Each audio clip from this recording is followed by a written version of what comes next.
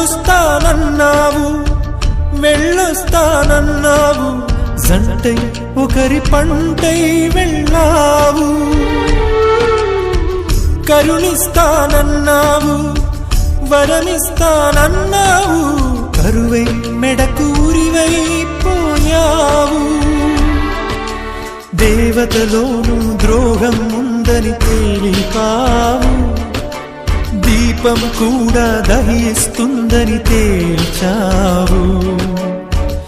ఎవరిని నమ్మాలి నన్ను తప్ప, ఎవరిని నిందించాలి నిన్ను తప్ప. నువ్వంటే ప్రాణమని, నీతోనే లోకమని, నీ తోడే లేకుంటే బ్రతికేది ఎందుకని ఎవరికి చెప్పుకోను